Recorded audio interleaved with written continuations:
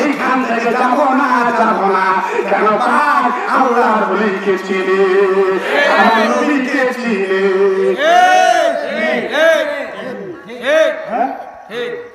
দাদা আজকের এই নবী করিম সাল্লাল্লাহু আলাইহি সাল্লামের এই যে মা বোনেরা খেদমত করে না, ইসলামের ভিতরে কিন্তু আমি মূল কটা কথা বলে শেষ করে দিচ্ছি।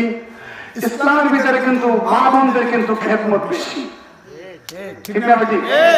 এবং সমস্ত খেদমতের উপরে নবী করিম সাল্লাল্লাহু আলাইহি সাল্লামের দপ্তরে খেদমত করছিলেন কিন্তু মা খাদিজাতুল কুবরা, ঠিক না বেটি? তেলের মতো দাম, তেলের মতো দামি আর খেদমত করা আপনার পুরুষরা যতই খেদমত করেন না কেন, কিন্তু নবীর দপ্তরে কিন্তু সব থেকে খেদমত করছিল মহিলা, ঠিক না বেটি? ঠিক না বেটি? আজকে আমার মা বোনেরা সমস্ত ইসলামের কাজে, সমস্ত ইসলামের কাজে কিন্তু মা বোনেরা কিন্তু সব থেকে খেদমত বেশি করে।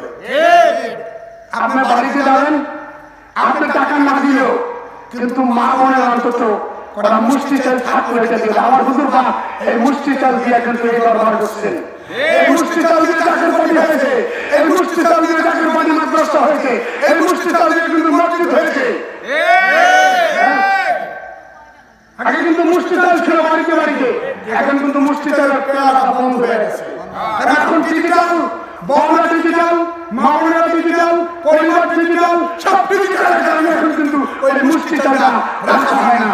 আমার পিতা বলছিল বাবা যদি অসুবিধা পড়বে, এমন এমন সময় আছে বাজার করতে সমস্যা হয় না, আর ছেলে যাদের পুরুষের বাবার দাম ধরে ওই মুষ্টি চালটা রান্না করে খাইলে ওটা আপনার পরিবার কারোর কাছে ভিক্ষার হাত পাতা লাগে না।